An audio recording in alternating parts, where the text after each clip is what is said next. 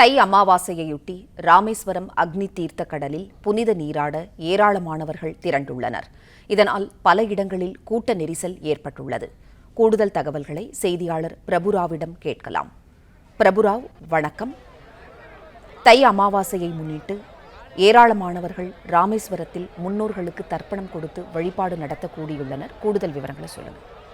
நிச்சயமாக அந்த அமாவாசை நாட்களில் அக்னி தீர்த்த கடற்கரையில் புனித நீராடினால் அவர்கள் ஆத்மா சாந்தி அடையும் என்பது ஐதீகம். இந்நிலையில் இன்று தை அமாவாசையை ஒட்டி நேற்று இரவு முதலே தமிழகத்தின் பல்வேறு பகுதிகளில் இருந்து பக்தர்கள் ராமேஸ்வரம் வந்து வரக்குவிந்தனர். அவர்கள் இன்று காலை முதல் ராமநாதசாமி திருக்கோயில் எதிரே உள்ள அக்னி தீர்த்த கடற்கரையில் புனித நீராடி அங்குள்ள புரோகிதரிடம் எள்ளு பிண்டம் வைத்து தன்னுடன் வாழ்ந்து மறைந்த முன்னோர்களுக்கு தர்ப்பணம் கொடுத்து பின்னர் திருக்கோயில் வளாகத்தில் 22 தீர்த்த கிணறுகளிலும் புனித நீராடி சாமி தரிசனம் செய்து வருகின்றனர். சுமார் நூற்றுக்கணக்கான வாகனங்களில் லட்சக்கணக்கான பக்தர்கள் இன்று ஒரே நேரத்தில் அக்னி தீர்த்த கடற்கரையில் வந்து குவிந்ததால் இங்கு ஒரு கூட்ட நெரிசலானது ஏற்பட்டது. அது மட்டும் இல்லாமல் திருக்கோயில் வளாகத்திற்குள்ளும் நீண்ட வரிசையில் பல மணி நேரம் காத்திருந்து பக்தர்கள் சாமி தரிசனம் செய்து வருகின்றனர். இதனால் ராமேஸ்வரம் முழுவதுமே பாதுகாப்பு போலீசாரால் போடப்பட்டுள்ளது. அது மட்டும் இல்லாமல் திருக்கோயில் வளாகத்திற்குள்ளும் செல்லக்கூடியவர்கள் முழுமையான சோதனைக்கு பின்னர் அனுமதிக்கப்படுகின்றனர். இந்த கூட்ட நெரிசல் காரணமாக ராமேஸ்வரத்தை சுற்றி இருக்கக்கூடிய பல்வேறு இடங்களில் வாகனங்கள் ஆங்காங்கே நிறுத்துவதால் உள்ளூர் பொதுமக்களும் அவதியுற்று வருகின்றனர்.